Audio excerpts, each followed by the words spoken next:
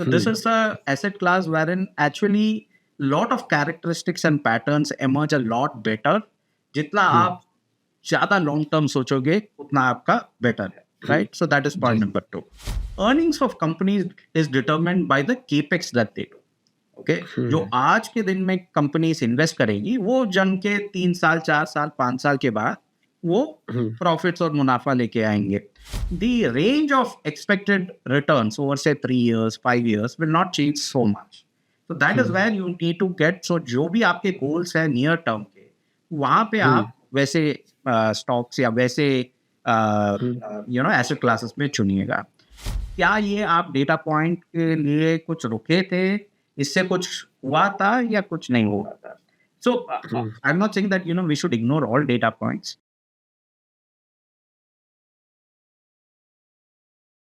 जय हिंद दोस्तों, मेरा नाम है नीरज और आप देख रहे हैं मार्केट की बात ग्रो के साथ. स्वागत है आप लोगों का मार्केट की बात के एक और जबरदस्त एपिसोड के अंदर. आज हम जिस व्यक्ति के बारे में बात करने जा रहे हैं वो सिर्फ इंडियन एसेट मैनेजमेंट इंडस्ट्री नहीं बल्कि इंटरनेशनल एसेट मैनेजमेंट इंडस्ट्री में भी काफी जाने माने नाम है. हम बात करने जा रहे हैं मिस्टर हरीश कृष्णन के बारे में. हरीश जी आदित्य बिरला सन लाइफ एएमसी लिमिटेड के को सीआईओ और हेड इक्विटी के रूप में अपनी डीप नॉलेज और वास्ट एक्सपीरियंस के साथ वेल्थ क्रिएशन और एसेट मैनेजमेंट की फील्ड में नए स्टैंडर्ड सेट कर चुके हैं. इससे पहले वो कोटक म्यूचुअल फंड में सीनियर फंड मैनेजर इक्विटी की पोजीशन पर 10 साल तक तैनात रहे. उनका इंटरनेशनल एक्सपीरियंस भी कम नहीं है, जहां उन्होंने कोटक महिंद्रा यूके लिमिटेड के लिए सिंगापुर और दुबई में ऑफशोर फंड्स को मैनेज किया. इंजीनियरिंग से अपनी शुरुआत करने वाले हरीश जी ने गवर्नमेंट कॉलेज तिरुचर से अपनी डिग्री हासिल की और बाद में आईआईएम कोझिकोड से पीजीडीबीएम किया. और हाँ, इन्हें चार्टर्ड फाइनेंशियल एनालिस्ट का प्रेस्टिजियस टाइटल भी सीएफए इंस्टीट्यूट यूएसए से मिला है.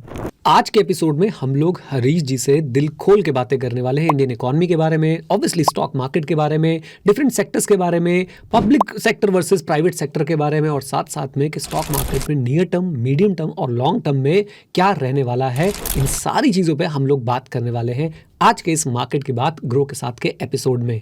इन सब डिस्कशन से आप लोगों को मिलेगी मार्केट की जबरदस्त इंसाइट्स और आप लोगों को एक अच्छा इन्वेस्टर बनने के लिए बहुत सारी इंस्पिरेशन और गाइडेंस भी मिलने वाली है. साथ साथ मैं आपको ये भी बता दूं कि हम लोग ये भी जानेंगे कि कैसे एक फंड मैनेजर जो है वो स्टॉक्स को चूज करते हैं अपने फंड के लिए. तो बिना किसी देरी के शुरू करते हैं मार्केट की बात ग्रो के साथ.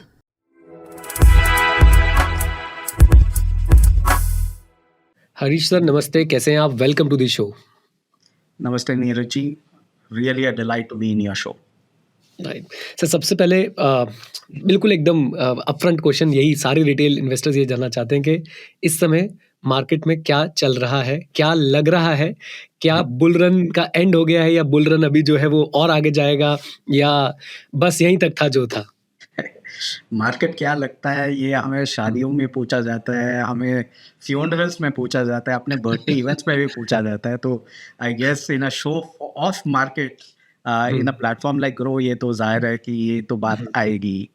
तो देखिए, मार्केट क्या लगता है इसका जवाब आइडली या तो आप T20 मैच खेल रहे हो, वनडे खेल रहे हो या टेस्ट मैच के हिसाब से फर्क पड़ता है, right? Your outlook in terms of a horizon determines the outlook for asset class. और जितना हमारी ये समझ है कि इक्विटी एक ऐसा एसेट क्लास है जहाँ पे कल क्या होगा शायद बताना कम पॉसिबल है, लेकिन 3 साल 5 साल 10 साल 15 साल में क्या होगा इसका थोड़ा ज़्यादा क्लैरिटी होता है, right? So this is a asset class wherein actually lot of characteristics and patterns emerge a lot better. जितना आप ज़्यादा लॉन्ग टर्म सोचोगे उतना आपका बेटर है, right? So that is point number 2. Now point number 3 है कि ये फिर हम कैसे तय करते हैं कि आउटलुक कैसे होता है. And I am not talking about T20 अगले ओवर में क्या होगा, बिकॉज ऑनेस्ट आंसर इज कि हमें पता नहीं है कि कल क्या होगा, अगले 3 महीने में क्या होगा, अगले 6 महीने में क्या होगा. But from a medium term perspective broadly 3 चीज़ों का इंटरप्ले होता है मार्केट. एक हो गया आपका अर्निंग्स जो हम बोलते हैं फंडामेंटल्स, दूसरा हो गया सेंटिमेंट, तीसरा होता है लिक्विडिटी. ये तीनों का जो इंटरप्ले होता है वो तय करता है कि मार्केट का क्या मीडियम टर्म स्ट्रक्चर और आउटलुक होता है. तो इसके बारे में अगर हम बात करें तो from a earnings point of view देखिए हुँ, जैसे कि एक किसी ने बहुत अच्छी तरीके से बताया था कि अगर हम एलियंस हैं, ओके, और हुँ, मान लीजिए कि स्पेस से कोई ड्रोन है जहाँ पे डॉग वॉकर और एक डॉग है, ओके, हुँ, और फोकस सिर्फ डॉग पे होता है, तो ऐसा लगेगा कि टोटली रैंडम, ओके, हुँ, थोड़ा ये लेफ्ट जाएगा, राइट जाएगा, सब करेंगे, okay, but the important thing is for the alien to figure out कि द डॉग जो चलता है वो एक्चुअली डॉग वॉकर के हिसाब से चलता है, right? In a very similar construct, market hmm, prices keep deviating from on a day to day basis, on a weekly basis, etc. लेकिन जो तय करता है वो अर्निंग्स करता है कि वो जो हुँ, अर्निंग्स का जो ट्रेंड होता है उसके ऊपर नीचे it kind of oscillates over a medium term perspective.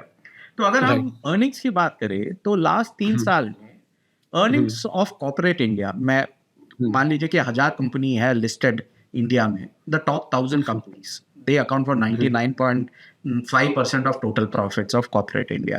तो ये हुँ, 1,000 कंपनी अगर देखूंगा तो 6 लाख करोड़ के प्रॉफिट्स में थे बिफोर कोविड, हुँ, वो हो गया हुँ, करीबन 13-14 लाख करोड़, सो ऑलमोस्ट हुँ, मोर देन डबल हो गया है लास्ट 3 साल राइट, में, ओके, एंड राइट, उसके बहुत सारे रीजंस है, चाहिए तो we can talk about that.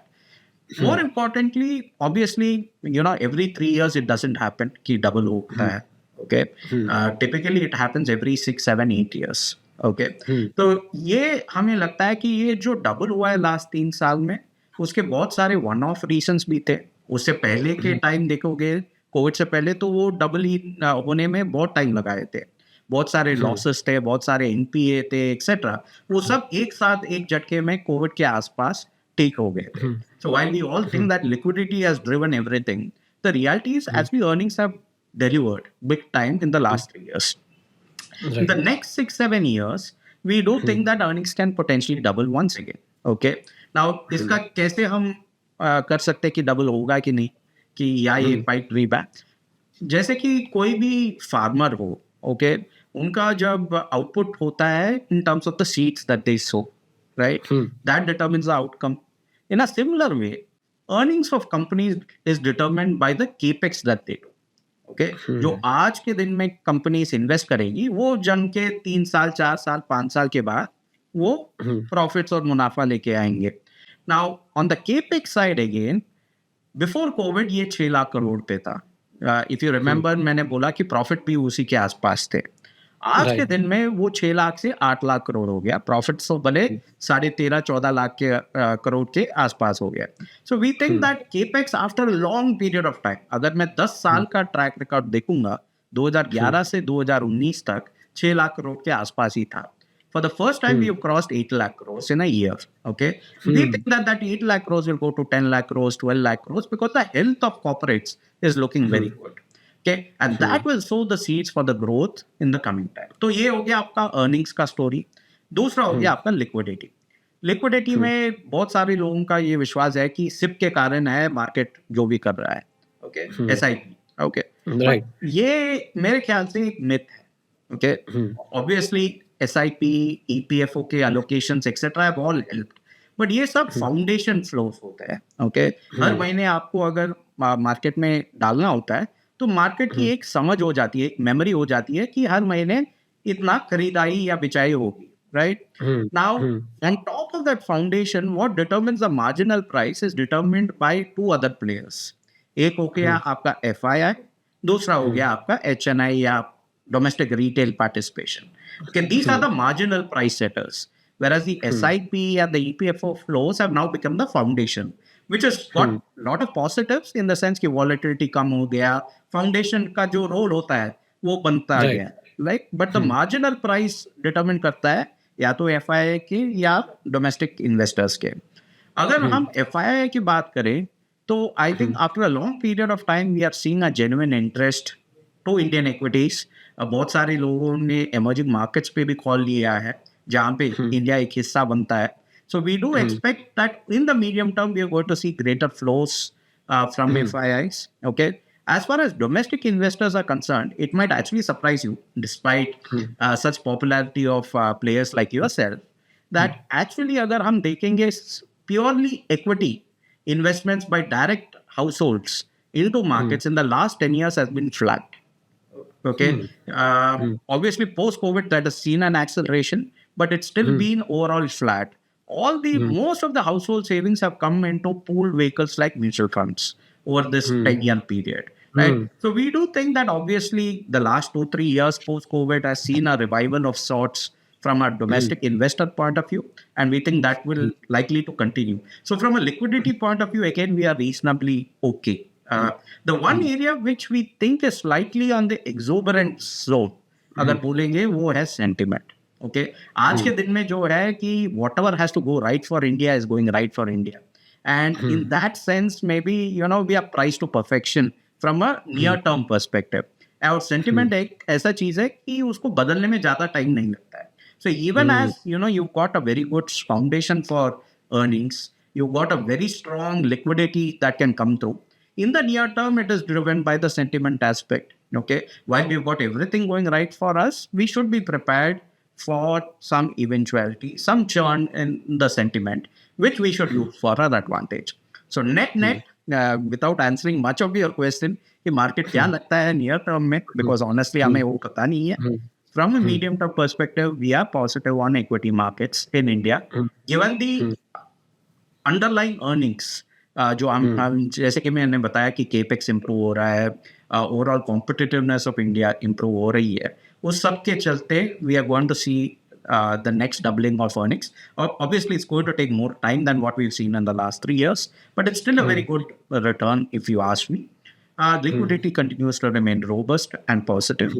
Sentiment is where things are today. So. Right. Sir capex के अलावा आपने बहुत डिटेल में बहुत अच्छे से समझाया. आई थिंक रिटेल इन्वेस्टर्स अगर इसको सुनेंगे तो बहुत कुछ यहाँ से आज लर्न करके जाएंगे. कैपेक्स के अलावा क्या आपको रीजंस नजर आ रहे हैं कि प्रॉफिटेबिलिटी जो अर्निंग्स हैं वो बढ़ती रहेंगी? देखिए, कोई भी कंपनी का अच्छा या बुरा होना उसके कॉम्पिटिटिवनेस के ऊपर डिटरमिनेट है. ओके, नाउ अगर हम ओवरऑल इंडिया इंक जो लिस्टेड कंपनीज है उसके बारे में हम बात करें तो उसका कॉम्पिटिटिवनेस मल्टीपल तरीके से हम देख सकते हैं. राइट, वन इज कि फ्रॉम इंडिया पर्सपेक्टिव बहुत सारे सेक्टर्स में अनऑर्गेनाइज सेगमेंट है, हम सबको पता है.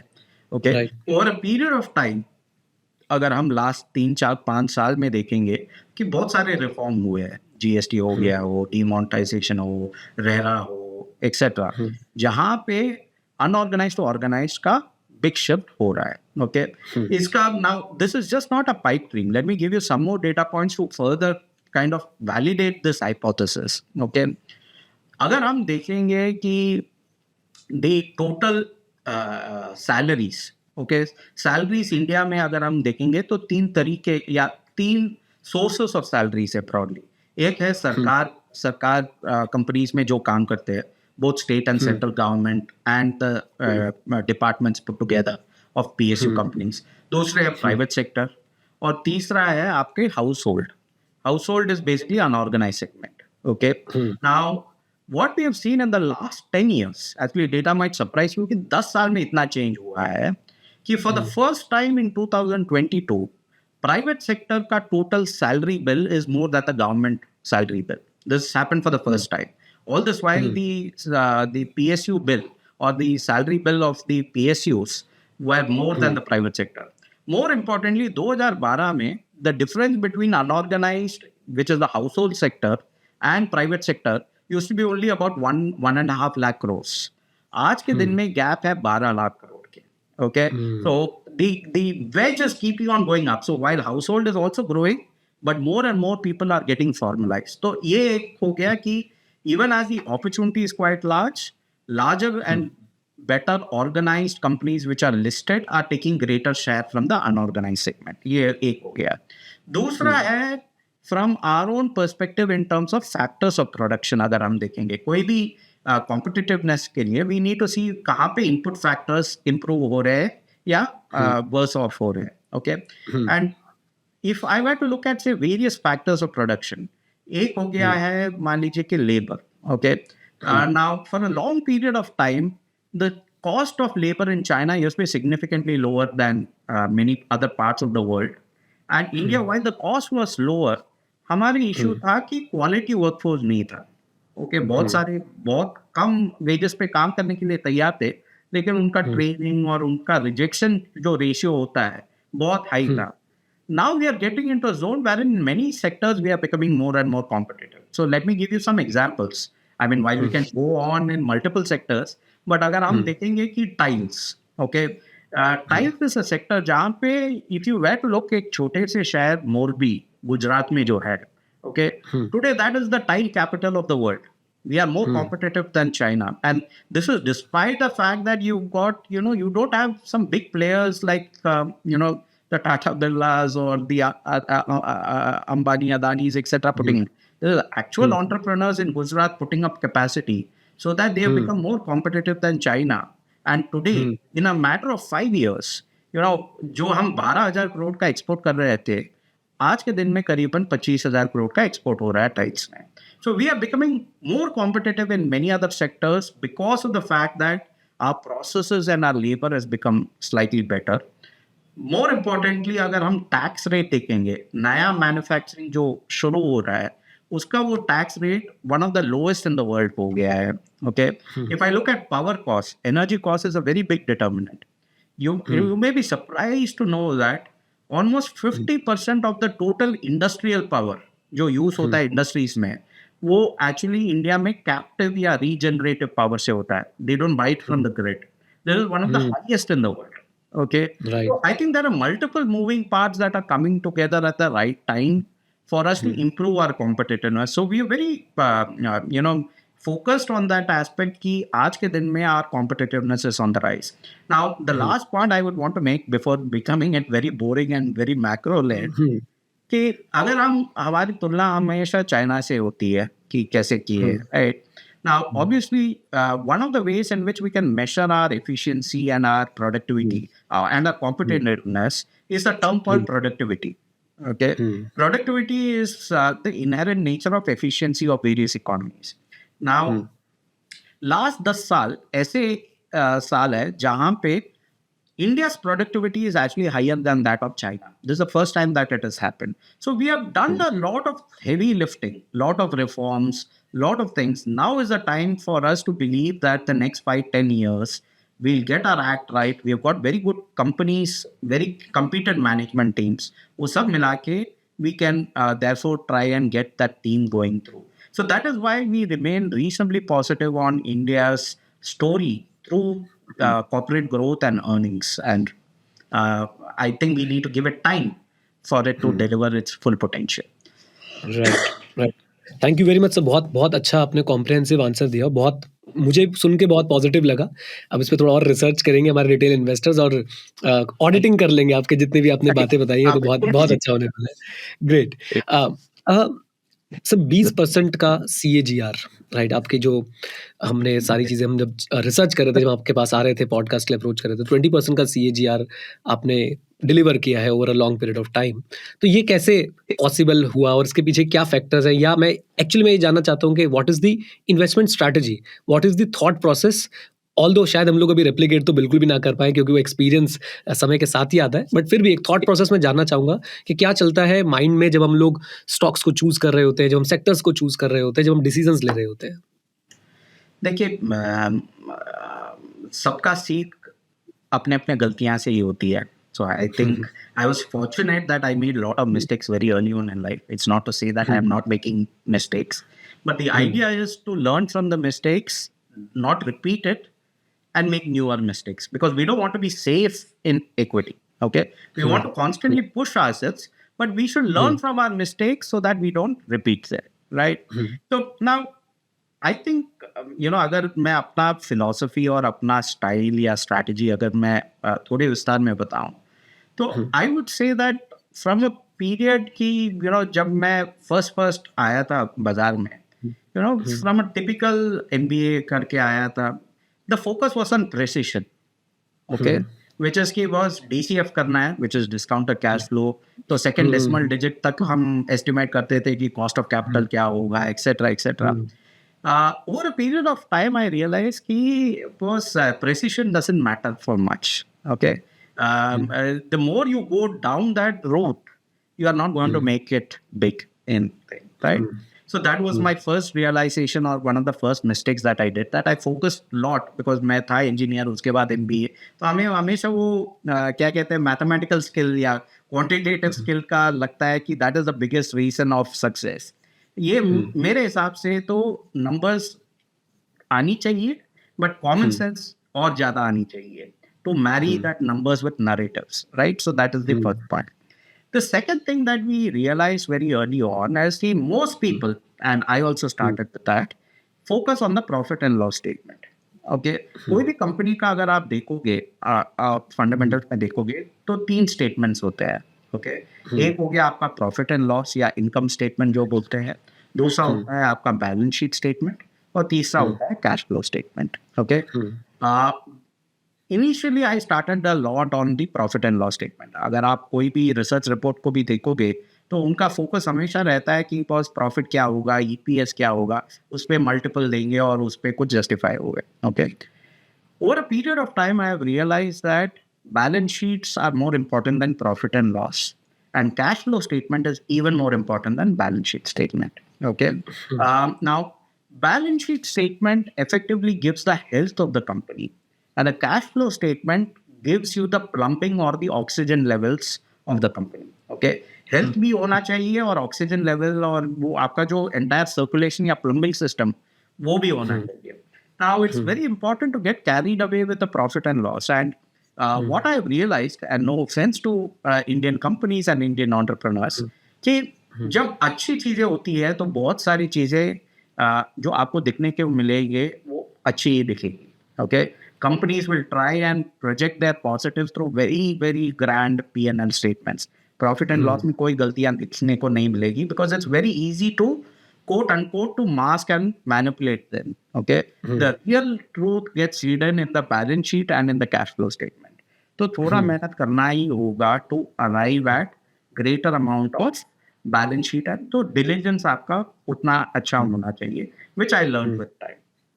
The third thing that if I can think of my mistakes and which have helped me become a better investor in time is that most people focus a lot of time on buying.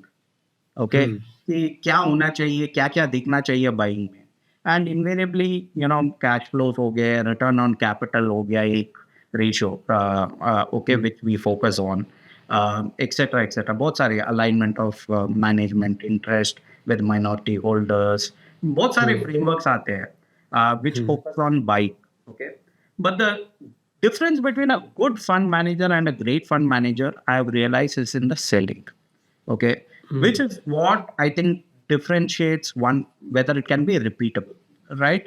So selling क्या होता है कि typically एक बहुत emotional चीज होती है. Okay, buying में आप बहुत सारा लॉजिक लगा सकते हो, सेलिंग में आपका लॉजिक हमेशा कम हो जाता है. Okay, and whether we like it or not, selling हम सिर्फ 2 ही चीज़ों पे करते हैं. आप अगर आप अपना खुद का ट्रेडिंग यू नो ऑब्जेक्टिवली देखोगे तो you will see that you sell stocks either because कि इतना पेन दे चुके हैं कि we can't take the pain any more. फिर हमें we want it out of sight out of mind कि बॉस गलती कर रही है, इतना शर्म से मैं कंप्लीटली बेच देता हूँ ताकि मैं देखूंगा ही नहीं. Okay, so that is one outcome of selling. दूसरा है कि बॉस पिछले 6 महीने में अच्छा चला है, थोड़ा तो मैं प्रॉफिट बुक कर लेता हूँ, right? Both of these are very suboptimal decisions. Buying के टाइम पे आप ऐसे नहीं सोचते हो, आप बहुत सारे एनालिसिस करते हो.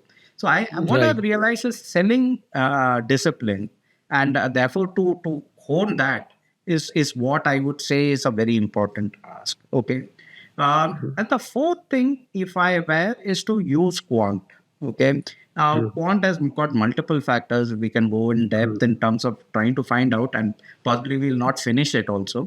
But क्या है कि you know, at the end of the day, we have to get the feedback loop of the market also. We are not in isolation. Okay, तो मार्केट का फीडबैक लूप हम कैसे ले ताकि हम उसका सिग्नल निचोड़ सके, ताकि other than getting overwhelmed by noise, because market इतना डेटा थ्रो करेगा कि you can very quickly get drowned by noise.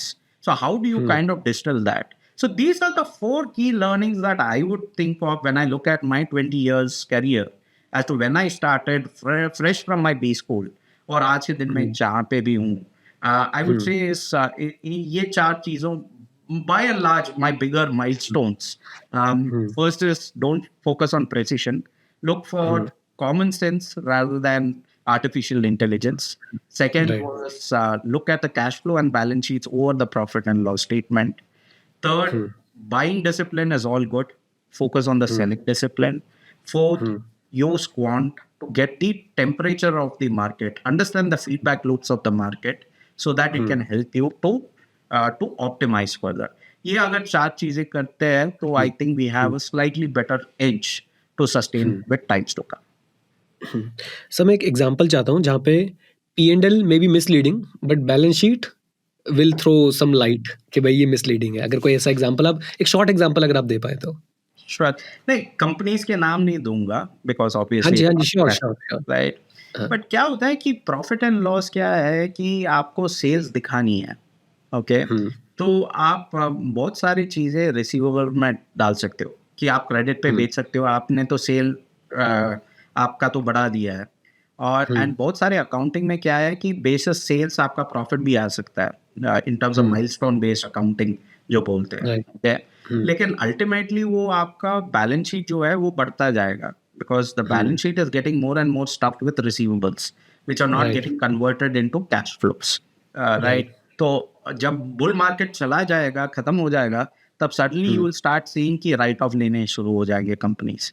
Basically, it is the write-off of all the sales that was recorded in good times, but in bad times, the promoters and entrepreneurs will kind of use it to kind of cleanse their balance sheet. So there are multiple things. This is of course a very common and a simple thing, but when you go through the balance sheet, okay, is when you start understanding कि company कितना self-sustainable है. देखिए कोई भी company को grow करने के लिए उसको कैपिटल चाहिए. Now whether that capital is in the form of equity या in the form of debt determines whether it is more self funding और otherwise. Okay. Typical thumb rule again मैं अगर बोलूं तो if the growth rate of a company is more then its ROE which is return on equity, okay, which means that by and large the companies will have to keep coming to the capital markets for funding. Either it has to fund itself through equity, which means share के लिए वो share market में dilution के लिए कर आएंगी, या in the form of debt, in the form of bank borrowings, etc. Okay. Now, when you constantly keep doing that, okay, you are going to be hostage to the capital market. कि बुरे time भी आएंगे, अच्छे time में तो सब अच्छा ही होगा, बट बुरे टाइम भी आएंगे जब बैंक्स आपको नहीं देंगे या स्टॉक मार्केट आपको नहीं देंगे. उस टाइम पे आपका ग्रोथ फिर कॉम्प्रोमाइज हो जाएगा. So that's the second thing that we look at whether growth is more self funded sustainably or is it going to be more like that it is going to be dependent on external factors.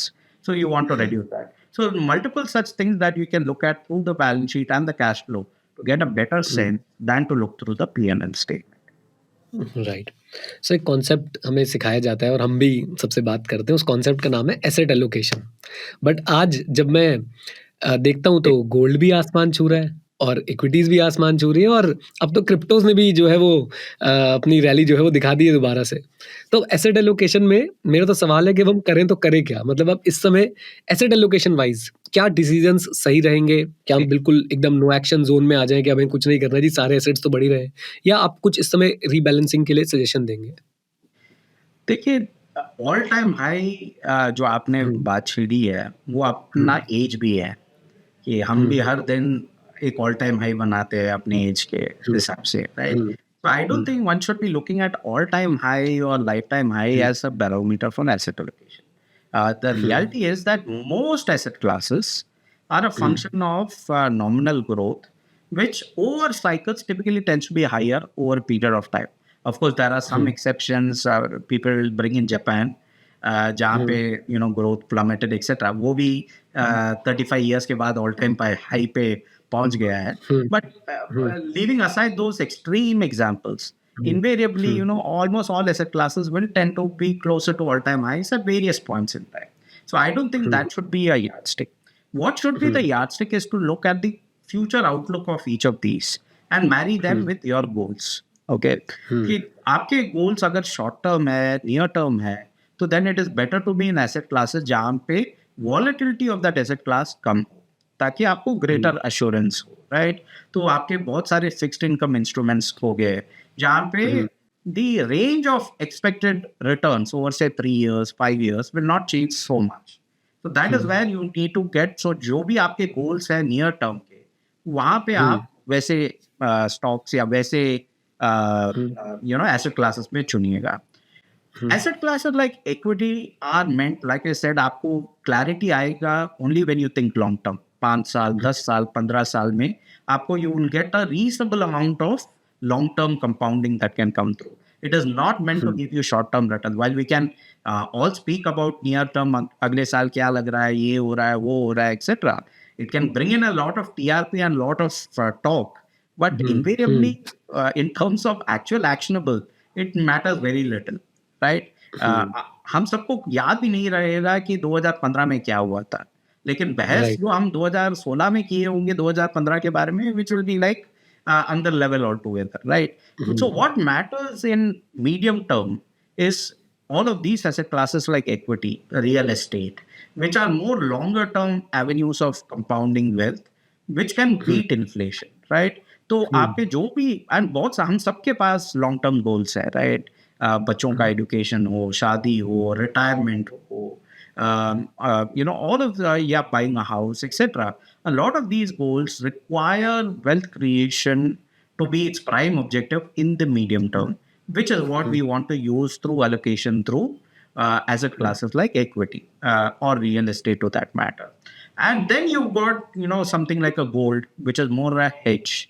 कि बहुत अगर पूरी दुनिया उलट पुलट हो जाए, can happen, किसको पता कब वॉर होगी, किसको पता कुछ कोविड जैसा वापस कुछ आ जाए, राइट? आई मीन 2019 तक हमने सोचा भी नहीं होगा कि ऐसा कुछ हो सकता है. But in all of those cases एक इंश्योरेंस पॉलिसी की तरह है gold, which can provide you and get you that benefit from. So I think an asset allocation is more a plan so that you can marry your goal objectives with all of these asset classes and then take a view basis the long term outlook. जैसे कि मैंने equity के बारे में long term outlook बताया कि हम positive है. Similarly, you can take an outlook on fixed income. You can take an outlook on gold maybe.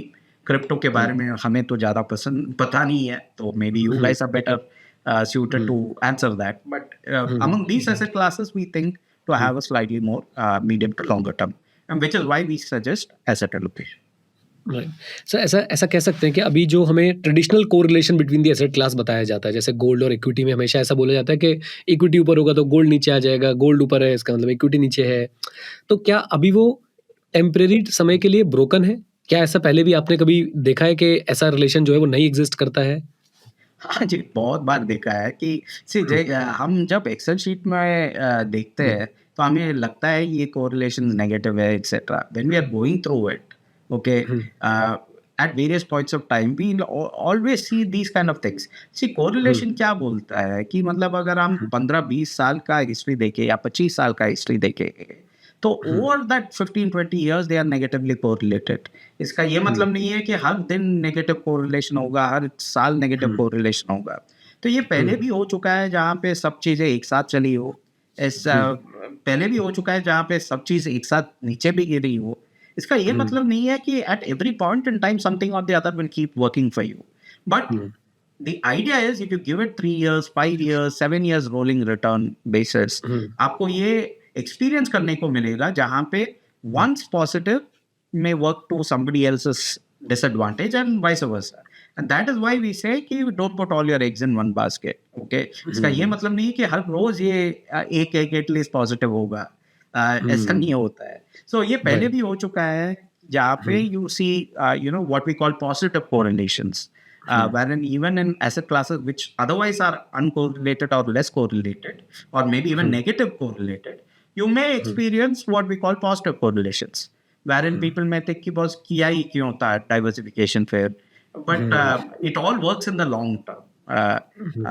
अगर आप 3, 5, 7 साल देखोगे तब आपको ये फायदा तब समझ में आता है, because that is how history has been. Sir हमने इस कॉन्वर्सेशन में मीडियम टर्म लॉन्ग टर्म जो है बहुत बार यूज़ किया है, right? And I also understand कि मुझे तो ऐसा लगता है कि जो टाइम को अपने साथ ले लेता है उसके लिए आधा गेम तो वैसे फिक्स हो जाता है. बट जो हमारी यंग जनरेशन है, उनको ये लॉन्ग टर्म सुनते ही उनके मन में सवाल आ जाते हैं कि लॉन्ग टर्म मैं बुढ़ापे में क्या करूँगा पैसे का? मुझे तो अभी एन्जॉय करना है। मुझे तो I want what I want and I want it now. Immediate gratification का ज़माना है। तो उनके लिए क्या मैसेज है अभी? देखिए देर आर सब जनरेशन ने ये सब सोचा है। ऐसा नहीं है कि सिर्फ यही जनरेशन अकेला हुआ है जिसको इंस्टेंट हाँ, ग्रेटिफिकेशन चाहिए। जब हम बच्चे हाँ, थे तब हमें कैंडी तभी की तभी चाहिए थी। ओके, ओवर अ हाँ, पीरियड ऑफ टाइम हमें वो पिगी हाँ, बैंक दिया गया ताकि हमें डेफर्ड ग्रेटिफिकेशन मिलने का सीख सिखाया जाए, right? Hmm, So I think to believe that this generation is different is not really the case. Okay. Hmm, More importantly, अगर आप सोचते हो कि FNO, crypto etcetera is a solution, let me tell hmm, you my father's generation. Okay, hmm, कि उनके generation में teak plantations थे, emu hmm, farms थे। ओके, हुँ, आज के दिन में हम सब हंसते हैं कि ऐसे सब होते थे, बट ये भी थे। हुँ, ओके, साथ में म्यूचुअल फंड भी थे। Okay, hmm, I'm saying this because I've seen my dad's statement. Hmm, When mutual funds first came in 1993, 94, he had bought hmm, along with MO farms, teak plantations, all of these other kind of things. Similar in a similar way, he bought mutual funds. Okay, hmm, because these were the avenues that he was exposed to, right? Hmm, And over a period of time, he's realized that many other asset classes have actually gone to the ground. Okay, हुँ, उनका आता पता भी नहीं है, and you have got hmm, an asset class like equities which have compounded. Now, ये सीख उनको, if we with the benefit of hindsight, he would have put all his money in mutual funds in 1993, right? Right, But I think the point is life is a long journey. Okay, हुँ, जब भी आपको वो सीख आए and what you do hmm, with it post that, and therefore come April 1st, he is the first hmm, person in my household who puts in a tax ENSS fund. Yeah, hmm, even if I don't put it, he puts it in his account. Hmm, And that has been hmm, his discipline and his mentality over so many years and generations of learning that, a lot hmm, of these other things are good to experiment. Okay, hmm, for sure, some of them, who knows, maybe your success is materially different. So I'm not hmm, preaching कि ये हुँ, करना नहीं चाहिए, वो नहीं करना चाहिए, सब कुछ करो, okay? Hmm, But find out for yourself what is it that works from a medium term perspective, okay? Hmm, And therefore allocate disproportionately then. हमारा हुँ, ये प्रॉब्लम है कि हम रियल एस्टेट में 90% एलोकेटेड है, तीन चार हुँ, परसेंट हम स्टॉक मार्केट में है, लेकिन हम हुँ, मार्क टू मार्केट हर दिन करते हैं अपने स्टॉक मार्केट पे, और उस पे हम इतना ज्ञान देते हैं कि ये मिस हो गया, ये कर दिया। Whereas on 90% of our real estate or gold, we don't even talk about it, right? Hmm, So we need to get into a concept wherein not only are we talking a lot about it, but we are also allocating that much as we talk hmm, into our hmm, allocation also. And when hmm, that happens, I think it falls into place. So unfortunately, कोई instant gratification का advice नहीं है। हुँ, lottery खरीद सकते हैं, हुँ, FNO भी हुँ, कर सकते हो। Maybe you are more successful than many others. Hmm, And you should also try mutual funds hmm, and hmm. experience it yourself. Right and results आपको अपने आप ही पता चल जाएँगे आई थिंक 5 से 7 साल में जो आपने बताया Correct. Medium term to long term में। ग्रेट। Yes. सर आज ही जो एनालिस्ट्स हैं उनका कहना है कि जेपी मॉर्गन और ब्लूमबर्ग जो है ये इमर्जिंग मार्केट इंडाइसेस को मतलब जो इंडियन Yes. गवर्नमेंट बॉन्ड्स हैं उनको इंक्लूड करने वाले हैं इमर्जिंग मार्केट इंडाइस में और वहाँ पे जो है 40 से 50 बिलियन एनुअली इनफ्लो जो है वो जनरेट हो सकता है। ऐसा फैक्ट ऐसा डेटा जो है टीम ने मेरे को कलेक्ट करके दिया है। क्या थॉट्स हैं सर इसके इम्प्लीकेशंस क्या हैं? पहले तो मैं समझना चाहूँगा कि एक लेमैन इससे क्या समझे? What is this going to happen? And then आप इसके क्या इम्प्लीकेशंस आपको लगते हैं? देखिए, एक है कि ये जब हम नंबर्स सुनते हैं, 30 hmm, billion, 15 billion, 40 billion, 50 billion, hmm, firstly I mean I am not saying with respect to this question Neeraj ji, but hmm, I am saying कि ये नंबर अगर हम सुन रहे हैं तो उस पे हैरान नहीं होना चाहिए। हुँ, okay, we have reached a size and scale जहाँ पे ये numbers are just small drops in the bigger ocean. Okay, so hmm, while these may hmm, seem very big for individual investors and hmm, households, etc., hmm, the reality is that आज के दिन में we've got like $100-200 billion एक एक state का GDP और economic output है। कईयों हुँ, के तो $300-400 बिलियन के जीडीपी इकोनॉमिक आउटपुट हो गया है। तो हुँ, therefore to say that $30-40 billion आएंगे, it's hmm, welcome, okay, but does it change the medium term or long term story? Not exactly, right? Hmm, I mean, हमारी गाड़ी वैसे भी चल रही है. If more people come and board it, the better it is for us as well as for them. But if this doesn't happen, इससे कुछ होगा मेरे ख्याल से कुछ नेगेटिव नहीं होगा. Okay, so while this can be all, like I said, 2024 में we can discuss about this, but in 2030 we won't even remember कि ये 50 बिलियन आया था कि 45 बिलियन आया था कि 55 बिलियन आया था. There will be a footnote in whatever we are doing. So आपको सिर्फ यही सोचना है कि बस 5 साल 10 साल के बाद क्या ये आप डेटा पॉइंट के लिए कुछ रुके थे, इससे कुछ हुआ था या कुछ नहीं हुआ था. So I am not saying that we should ignore all data points, but data points like this on liquidity कि फॉरेनर क्या करेगा, bond inclusion etcetera. I think for a normal retail investor they should just stay the course. But from your question point of view, yes, इससे हमारे bond market में थोड़ा बहुत benefit आ सकता है, बिकॉज ये जाएगा अपने बॉन्ड्स को. आज के दिन में foreigners own very little of our bonds. From equity market perspective, obviously greater bonds means lower interest rates. So over a slightly longer term period, it would also mean कि interest rates नीचे आएंगे, right? And उसका positive effect आएगा अपने companies को जो कम interest pay करेंगे, etc. So yes, second, third degree benefit है, but is this the base case for something? Not really. ये ना भी हो तो कुछ नहीं होगा. ये होगा तो maybe an icing on the cake. Cake तो आपने को खाना है 2030-35 में, और वो चेरी क्या होगा, क्या कलर है, उस टाइप पे याद भी नहीं रहेगा. Right, great. एक थॉट मेरे माइंड में आया कि अभी हमने जब शुरुआत में बात करी, आपने बहुत अच्छे से बताया कि अर्निंग्स बहुत ज़्यादा मैटर करती हैं, और अर्निंग्स के लिए कैपेक्स अगेन एक बूस्टर होता है. अगर कैपेक्स हुआ है तो वो अर्निंग्स हमें नियर टर्म में, मीडियम टर्म में जो है वो बढ़ती हुई दिखने वाली है. एक सेक्टर ऐसा जो अर्निंग्स के लिए मतलब कैपेक्स के लिए रिस्पॉन्सिबल है, लेकिन उसमें जो है ग्रोथ एज इन, मैं प्राइस के पॉइंट ऑफ व्यू से बात कर रहा हूँ कि प्राइस के पॉइंट ऑफ व्यू से कोई ग्रोथ नज़र नहीं आ रही है, वो है बैंकिंग सेक्टर. जो मेरी लिमिटेड नॉलेज बोलती है, मैं देखता हूँ जो बड़े बड़े बैंक्स हैं, without taking the name of the individual entities, but overall banking sector में वो फ्लो नहीं दिखाई दिया जो बाकी सेक्टर्स में दिखाई दिया. इसके रीजंस आपको क्या लगते हैं एंड क्या एक्सपेक्ट करना चाहिए हमें आगे चल के इससे? देखिए, बैंकिंग एक ऐसा सेक्टर था अलॉन्ग विद कंजम्पशन जो लास्ट 10 साल, अगर आप कोविड से पहले के देखेंगे, तो they were the leaders of this market, even as the rest of the markets were sluggish. उस टाइम पे credit growth was not there, NPAs were very high. इसके बावजूद you had actually very good face of banking system, right? Lot of flows came through.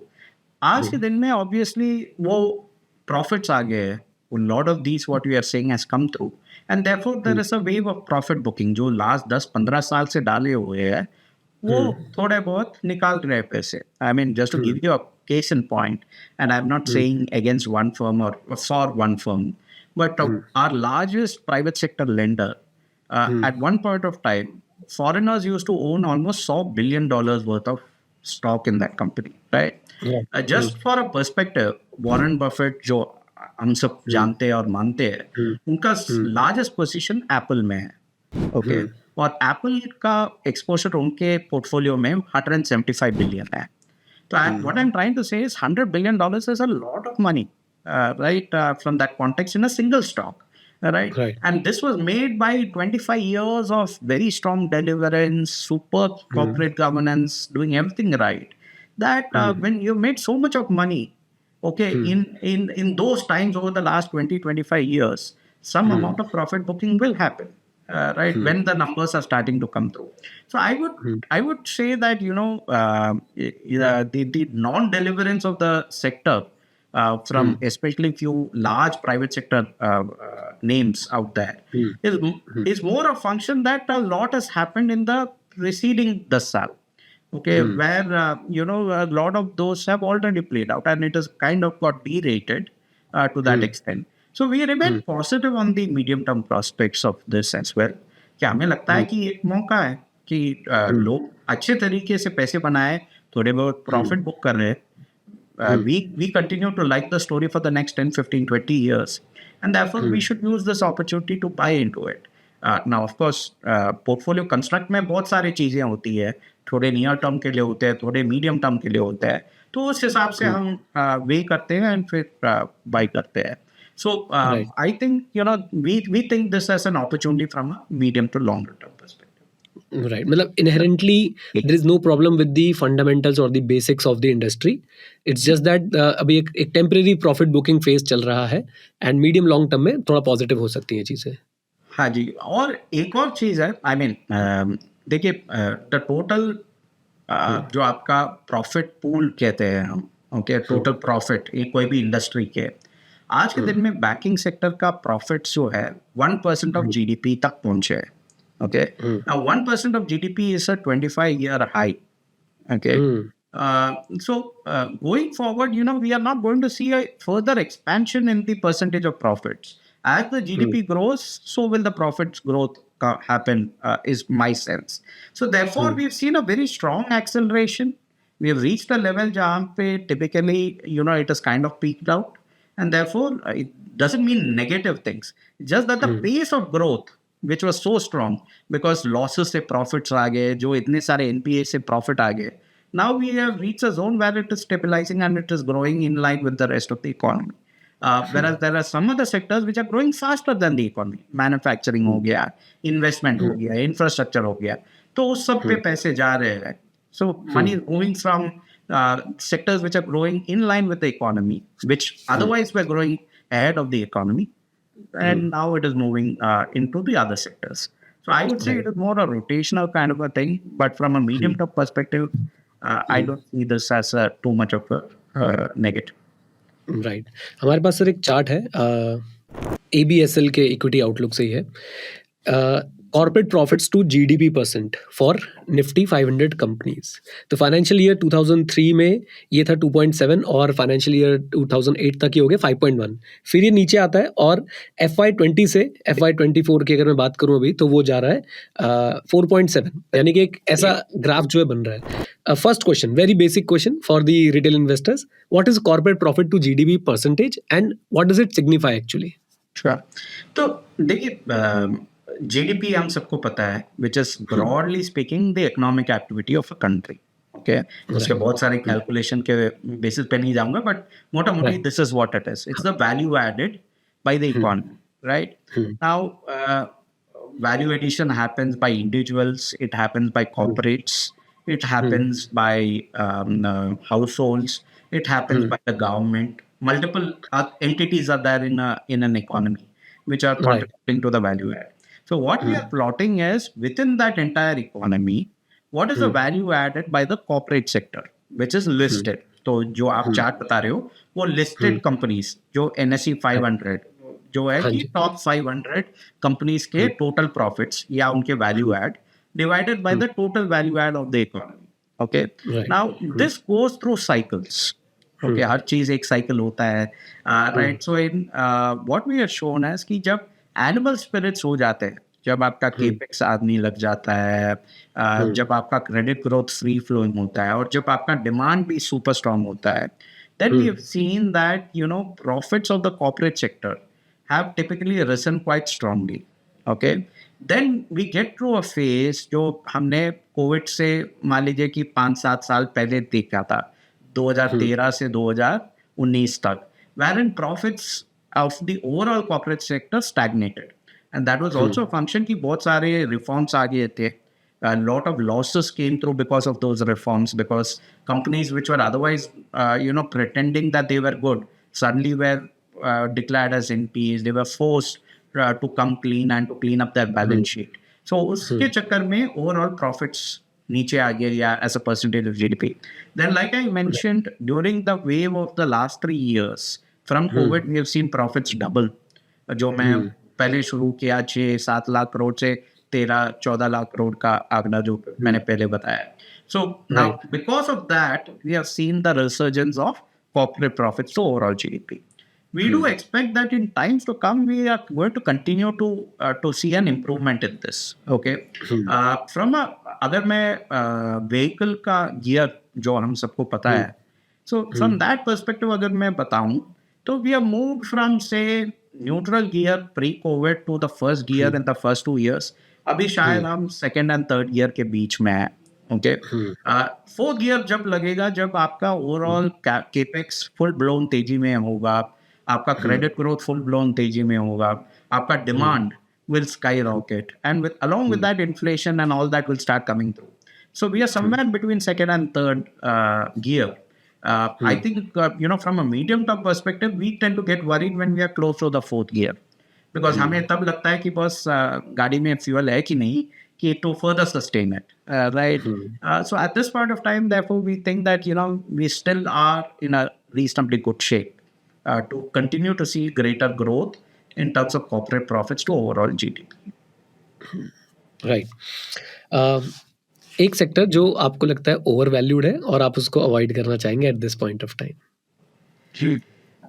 देखिए, हमें लगता है कि defence sector जिसने बहुत अच्छा काम किया है, जिसने बहुत सारा स्पॉटलाइट भी है आज के दिन में, but and we also own some names, ऐसा नहीं है कि अपने पास नहीं है, but we think that as a space that has got rerated significantly. तो अगर हम वैल्यूएशंस के बारे में, तो even though near term everything is looking good, and I think governments focus and vision etcetera, everything is in the right place.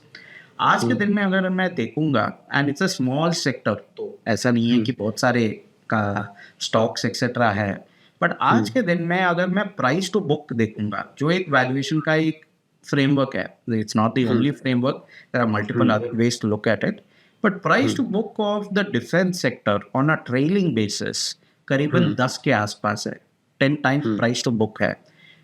This is off से the NSD defence index. मैं अपने स्टॉक्स या कोई एक दो स्टॉक्स के बारे में नहीं बता रहा हूँ, ये पूरा इंडेक्स है जो डिफेंस का इंडेक्स है. ओके, जो कंजम्पशन इंडेक्स है, जो typically very low asset base पे चलता है और ब्रांड के बलबूते उनका प्रॉफिट सब आता है, that is actually trading at a lower price to book than the defence, which is generally more capital intensive etcetera. Okay, infra का जब तेजी हुआ था 2007 में, वो पीक आउट हुआ था 7-8 प्राइस टू बुक पे. Okay, so I think that defense has got pulled a lot more very quickly in the last 2-3 years for right reasons. I'm not saying कि bubble है, but because it has got stretched so much, we think that chances to make big money from here are limited, and so we think that we should use this to book profits and move into other sectors. Right. Sir, RBI की अगर बात करें, हमने recently देखा कि RBI जो है वो बहुत सख्त होता जा रहा है, खासकर एनबीएफसीज की हुई अगर मैं बात करता हूँ, तो मेरे इसमें मल्टीपल क्वेश्चंस हैं. एक तो क्या आप कैसे देखते हैं इस डेवलपमेंट को कि आरबीआई जो अब थोड़ा सा स्ट्रिक्ट होता जा रहा है, या कोई भी और लैंग्वेज हम यूज़ कर सकते हैं इसके लिए? दूसरी बात, क्या अब हमें इसको लेके बैंकिंग सेक्टर में जो इन्वेस्ट करते हैं, एनबीएफसीज में जो इन्वेस्ट करते हैं, उनको थोड़ा डरना चाहिए या उनको खुश होना चाहिए? मतलब अगेन वो फर्स्ट क्वेश्चन से रिलेटेड है, इज इट अ पॉजिटिव और नेगेटिव मूव? तीसरी बात, पीएसयू बैंक्स और प्राइवेट सेक्टर बैंक्स, आपकी चॉइस मैं जानना चाहूंगा. तो 3 क्वेश्चन है. नंबर 1, आरबीआई का एक्शन को लेके आपका थॉट प्रोसेस क्या है? देखिए, I think it is a welcome development. जैसे कि पहले बॉलीवुड मूवीज़ या हिंदी मूवीज़ के बारे में बात करें, तो हमेशा होता था कि पुलिस आती है सब होने के बाद, right? Regulators job I would say is to be a police in time, and जब चीज़ें अच्छी होती है, then to do lot of checks is a lot easier than when things have overextended and then they do checks, right? तो आई would से it is a welcome development. देखिए, ये तो मैराथन है, ऐसा नहीं है कि हमें अगले 6 महीने के लिए इन्वेस्ट करना है, अगले 3 महीने के लिए रुकना है, etcetera. Companies also have to take a longer term view in terms of getting their processes and their philosophy of making, because opportunity genuinely long term hai, okay?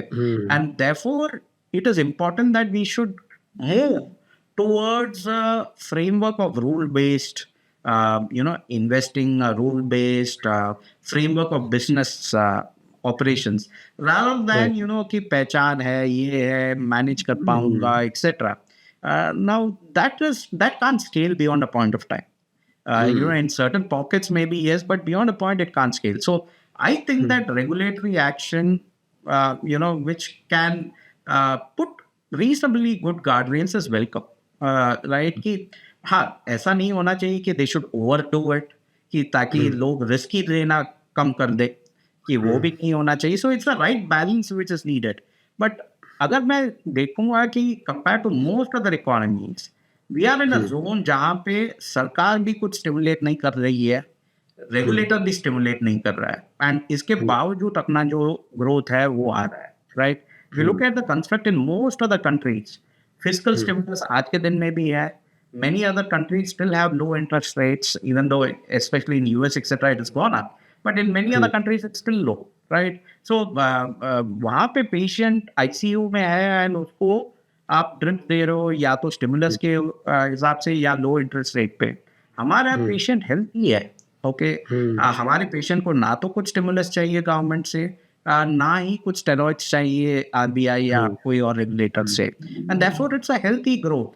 And in that time frame, it is better that in good times some exercise करे, in good times some diet करे, rather than when we are a patient and फिर doctor बोलेगा कि ये नहीं करना चाहिए, वो नहीं करना चाहिए. So I would say it's a welcome development. Regarding your question on private PSUs, we think that private sector जिसने underperform किया है उसमें ज़्यादा value है. Okay, while PSU में भी बहुत सारी चीज़ें अच्छी हुई है.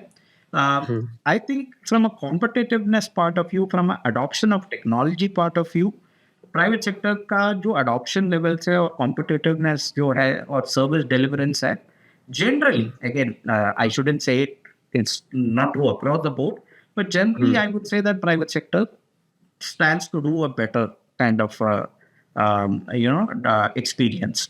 Given the underperformance that most private sector franchises have seen, we think that again from a medium term perspective, private sector में better opportunities है risk reward के हिसाब से compared to PSU. But we own PSUs also, we own private sector. तो ऐसा नहीं है कि हमारे portfolio में सिर्फ private sector दिखेंगे.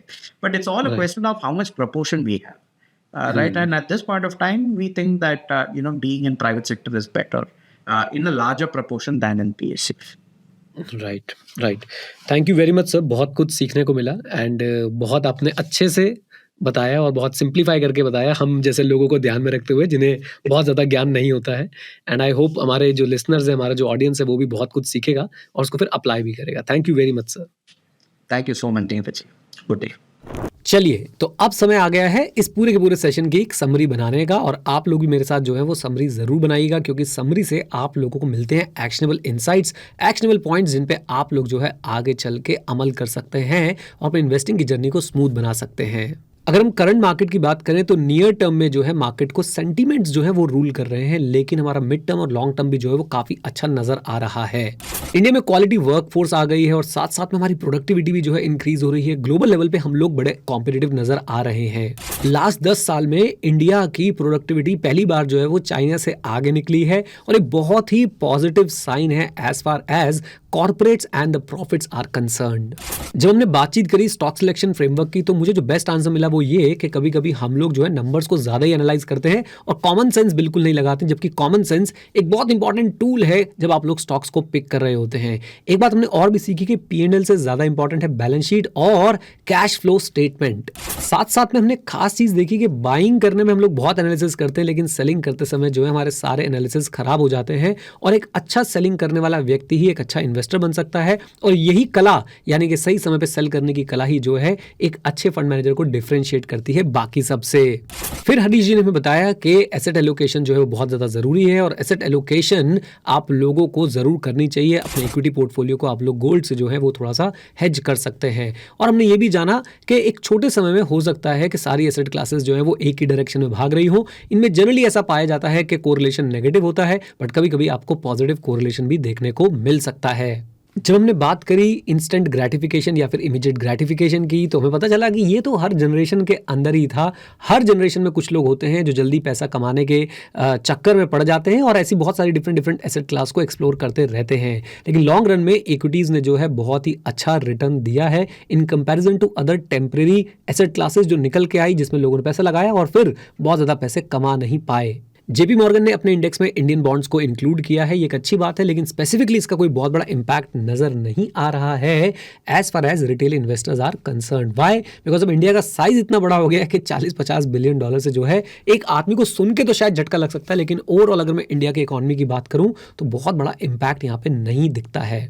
तो ये था आप लोगों का फेवरेट सवाल बैंकिंग सेक्टर को लेके। तो बैंकिंग सेक्टर को लेके हरीश जी ने बताया कि बैंकिंग सेक्टर में पहले जो है बहुत तेजी थी और इस समय जो है एक शॉर्ट टर्म में प्रॉफिट बुकिंग का जो है वो कार्यक्रम चल रहा है। फंडामेंटल्स की बात की जाए तो बैंकिंग सेक्टर में एज सच कोई भी प्रॉब्लम नहीं दिख रही है और मीडियम और अगर लॉन्ग टर्म की बात की जाए तो इस सेक्टर को लेके सेंटिमेंट्स ओवरऑल पॉजिटिव ही हैं। जब हमने बातचीत करी डिफेंस सेक्टर की तो वहाँ पे वैल्यूएशन थोड़े एक्सपेंसिव साइड पे दिखाई दिए और इन वैल्यूएशंस के चलते जो है यहाँ पे अच्छा पैसा बनने की उम्मीदें थोड़ी सी कम दिखाई दी। फिर हमने चर्चा करी कि इन जनरल प्राइवेट सेक्टर ज़्यादा अच्छा परफॉर्म करता है या फिर हमारे पीएसयू ज़्यादा अच्छी सर्विसेज या ज़्यादा अच्छा परफॉर्म करते हैं। तो हरीश जी का बहुत ही क्लियर कट जवाब था कि प्राइवेट सेक्टर जो है वो ज़्यादा वैल्यू प्रोवाइड करने की कोशिश करते हैं, ज़्यादा कॉम्पिटिटिव होते हैं और ज़्यादा स्टैंडर्डाइज सर्विसेज भी प्रोवाइड करते हैं। तो ये था आज का मार्केट की बात ग्रो के साथ का एपिसोड। उम्मीद करता हूँ आप लोगों को पसंद आया होगा। पसंद आए तो वीडियो को लाइक कर दीजिएगा, चैनल पे नए तो इसे सब्सक्राइब कर लीजिएगा, कमेंट बॉक्स में बताइएगा अगला गेस्ट आप लोग कौन चाहते हैं कि हम किनको यहाँ पे जो है वो लेके आए। With this note guys, thank you very much, stay connected, stay, जय हिंद। और हाँ मित्रों, सीखते रहें क्योंकि सीखना शुरू तो जीतना शुरू। Bye bye and take care, God bless you all.